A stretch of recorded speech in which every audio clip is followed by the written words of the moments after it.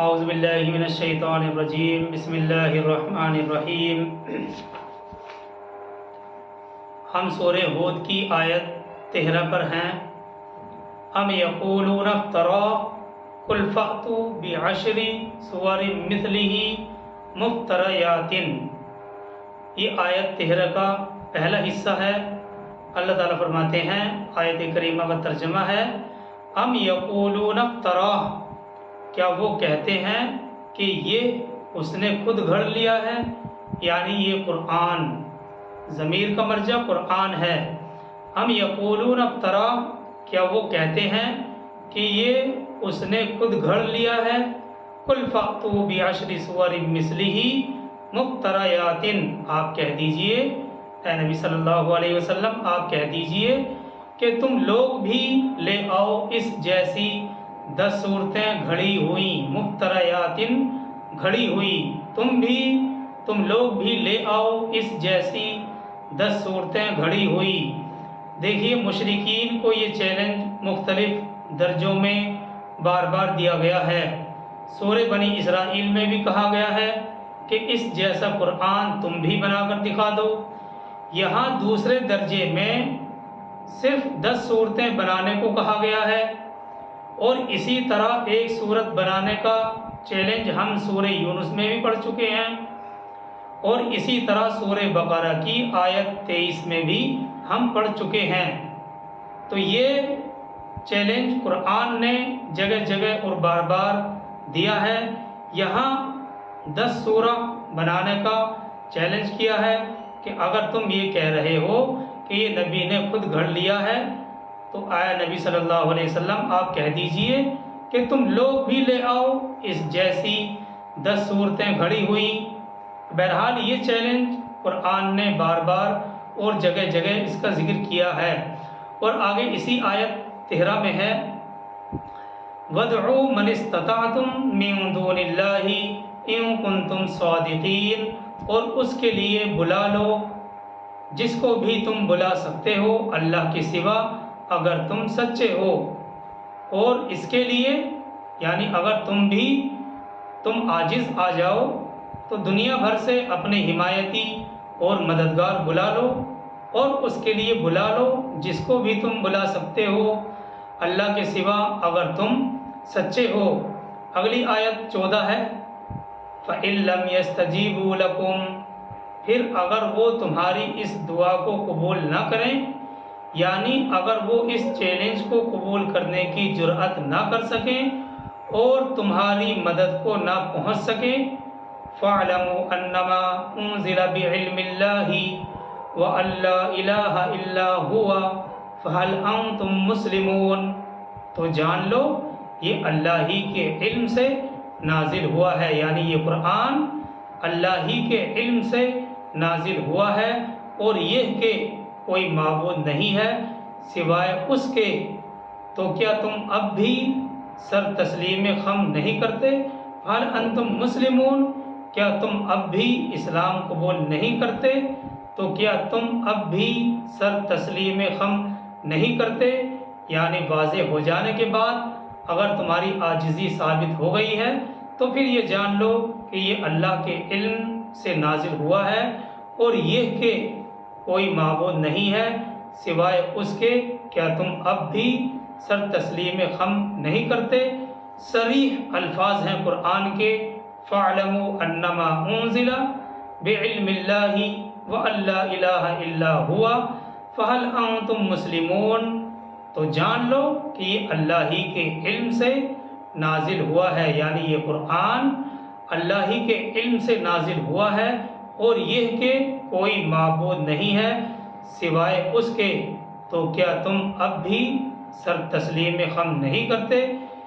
دیکھیے، یہ براہ راست کفار ہی سے خطاب ہے۔ اللہ سبحانہ و تعالیٰ اس آیت میں براہ راست کفار ہی کو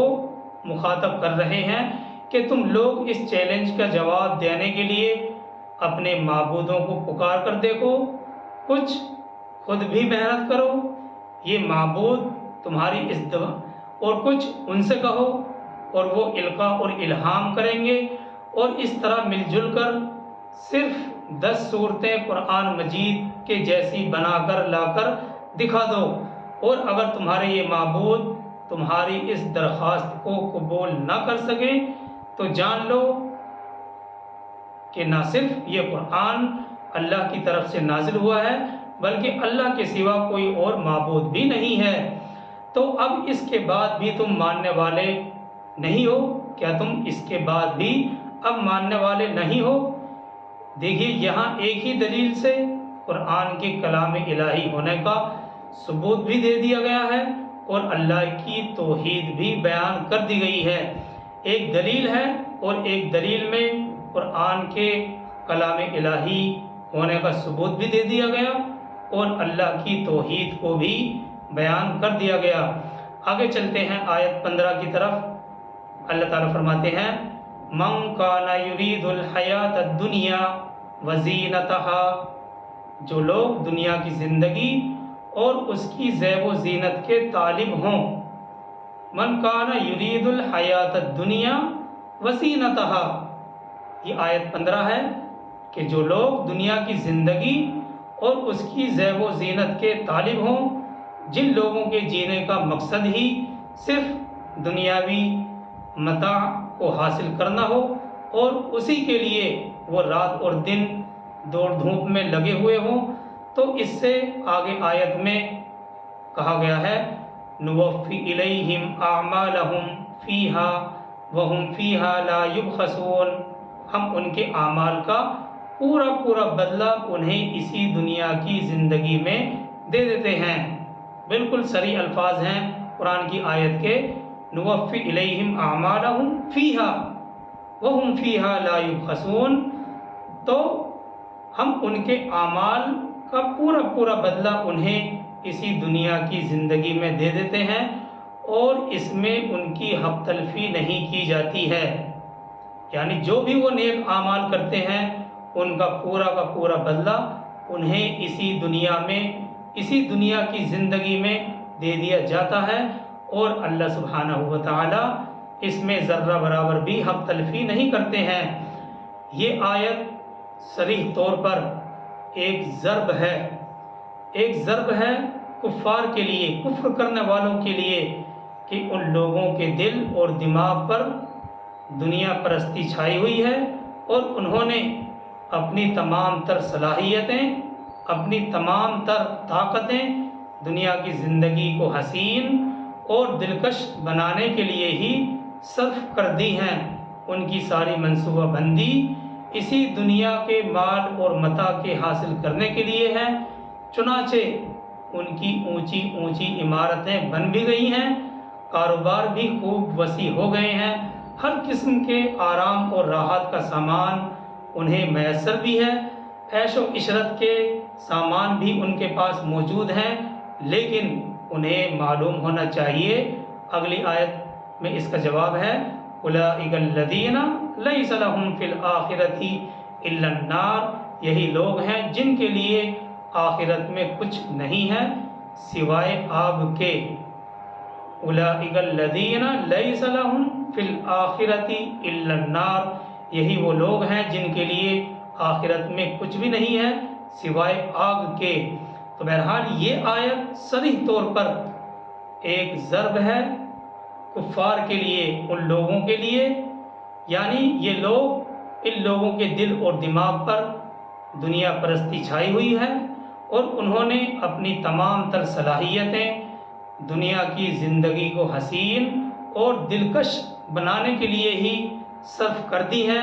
ان کی ساری منصوبہ بندی اسی دنیا کے مال اور متاع کو حاصل کرنے کے لیے ہے، چنانچہ ان کی اونچی عمارتیں بھی بن گئی ہیں، کاروبار بھی خوب وسیع ہو گئے ہیں، ہر قسم کے آرام و راحت کا سامان بھی انہیں میسر ہے، عیش و عشرت کے سامان بھی ان کے پاس موجود ہیں، لیکن انہیں معلوم ہونا چاہیے کہ اللہ سبحانہ و تعالی پورا بدلہ انہیں ان کے اعمال کا اسی دنیا کی زندگی میں دے دیتے ہیں، اور ان کے اعمال کا بدلہ دنیا کی زندگی میں دینے کے لیے اس سلسلے میں ذرہ برابر بھی اللہ سبحانہ و تعالی ان کی حق تلفی نہیں کرتے ہیں۔ وَهُمْ فِيهَا لَا يُبْخَسُونَ، اور اس میں ان کی حق تلفی نہیں کی جاتی ہے۔ اور آگے اگلی آیت میں اولئک الذین لیس لہم فی الآخرۃ الا النار، یہی لوگ ہیں جن کے لیے آخرت میں کچھ بھی نہیں ہے سوائے آگ کے، یعنی کیونکہ ان کی ساری محنت اور باغ دوڑ اسی دنیا کے لیے تھی، لہٰذا ہم نے ان کی محنت کا صلہ اسی دنیا میں دے کر ان کا حساب برابر کر دیا۔ کیونکہ یہ لوگ صرف دنیا کی محنت اور کوشش ہی میں لگے ہوئے تھے، لہٰذا ہم نے ان کی محنت کا صلہ اسی دنیا میں دے کر ان کا حساب برابر کر دیا۔ آگے اسی آیت میں ہے وَحَبِطَ مَا صَنَعُوا فِيهَا وَبَاطِلٌ مَا كَانُوا يَعْمَلُونَ، اور اس دنیا میں انہوں نے جو کچھ کیا وہ سب حق یعنی ختم ہو جائے گا، اور جو اعمال انہوں نے کیے وہ بھی ضائع ہو جائیں گے، یعنی قیامت کے دن میدان محشر میں انہیں معلوم ہوگا، انہیں پتہ چل جائے گا کہ جو کچھ انہوں نے دنیا میں بنایا اور جس کے لیے اپنی تمام تر طاقت صرف کی وہ تمام کا تمام ملیہ میٹ ہو چکا ہے، اور اگر انہوں نے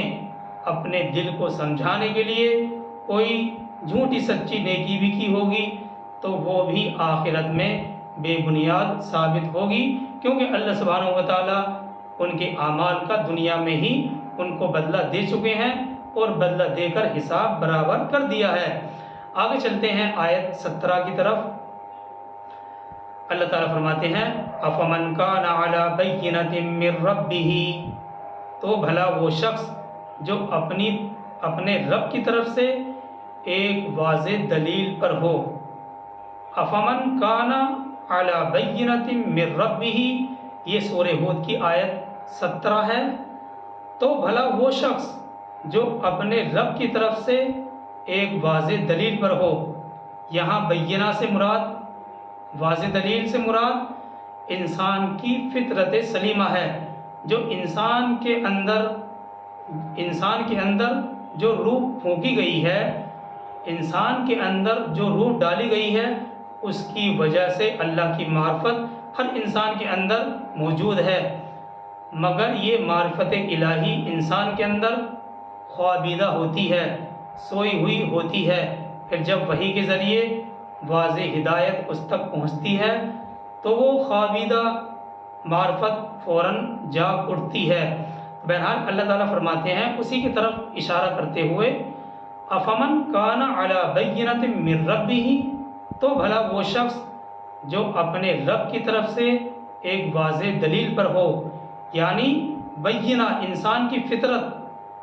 جو ہے اس کی وجہ سے اللہ کی معرفت ہر انسان کے اندر موجود ہے،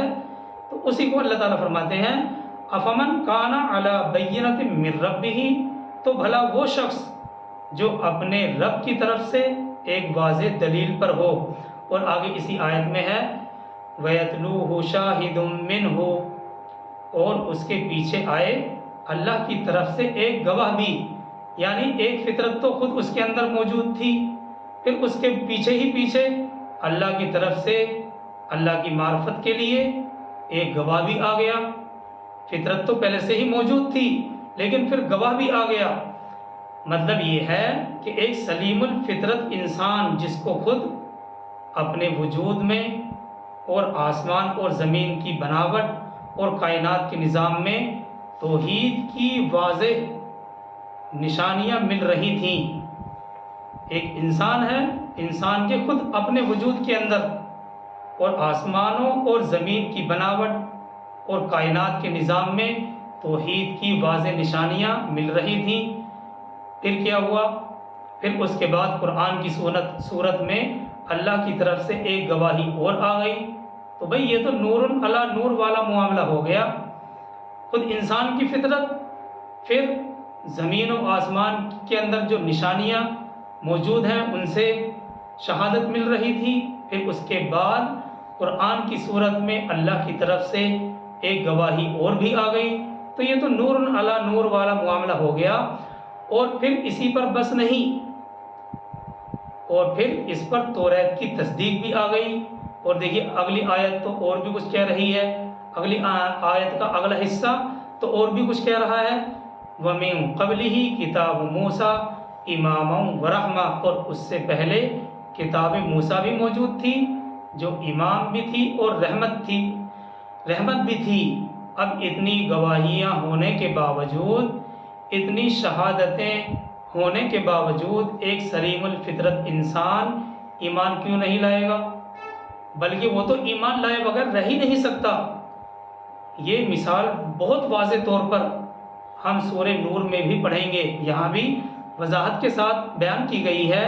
اور بھی وضاحت کے ساتھ یہ سورہ نور میں بھی ہم پڑھیں گے۔ تو جب اتنی گواہیاں موجود ہو گئیں، اتنی گواہیاں آ گئیں، تو پھر ایک انسان، ایک سلیم الفطرت انسان ایمان کیوں نہیں لائے گا؟ بلکہ وہ ایمان قبول کیے بغیر رہ ہی نہیں سکتا۔ اللہ تعالیٰ آگے فرماتے ہیں اولئک یؤمنون بہ، یہی لوگ ہیں جو قرآن پر ایمان لائیں گے۔ آگے اسی آیت میں ہے وَمَن یکفر بہ من الاحزاب فالنار موعدہ، اور جو اس کا انکار کرے گا ان گروہوں میں سے تو آگ ہی اس کے وعدے کی جگہ ہے۔ وَمَن یکفر بہ من الاحزاب فالنار موعدہ، اور جو اس کا انکار کرے گا ان گروہوں میں سے تو آگ ہی اس کے وعدے کی جگہ ہے۔ یعنی اب جو بھی اس کتاب یعنی قرآن کے منکر ہوں گے، چاہے وہ مشرکین مکہ میں سے ہوں یا پھر کفار میں سے ہوں یا اہل کتاب ہی میں سے کیوں نہ ہوں، ان کا ٹھکانہ صرف اور صرف دوزخ ہے۔ فلا تکو فی مریۃ منہ، تو آپ صلی اللہ علیہ وسلم اس بارے میں کسی شک میں نہ پڑیں۔ فلا تکو فی مریۃ منہ، تو آپ اس بارے میں کسی شک میں نہ پڑیں، کیونکہ یہ اللہ سبحانہ وتعالی کی طرف سے حق اور سچ ہے۔ دیکھیے اس آیت 17 کی آخری الفاظ ہیں اِنَّهُ الْحَقُّ مِن رَبِّكَ وَلَكِنَّ أَكْثَرَ النَّاسِ لَا يُؤْمِنُونَ، یقیناً یہ حق ہے، یہ یعنی قرآن، اللہ کا پیغام، یہ حق ہے آپ کے رب کی طرف سے، لیکن اکثر لوگ ایمان لانے والے نہیں ہیں۔ یعنی قرآن کی حجت یہاں پوری ہو جاتی ہے۔ علی الاعلان، ڈنکے کی چوٹ یہ بات کہی جا رہی ہے کہ حضور صلی اللہ علیہ وسلم پر ایمان کو قیامت میں نجات کے دار و مدار کا بیان اس طرح فرمایا ہے کہ دنیا کے تمام مذاہب اور ملتوں میں سے جو شخص بھی آپ کا یا قرآن کا انکار کرے گا اس کا ٹھکانہ جہنم ہے۔ اور اس کی تائید صحیح مسلم میں حضرت ابو ہریرہ رضی اللہ تعالیٰ عنہ کی حدیث سے بھی ہوتی ہے،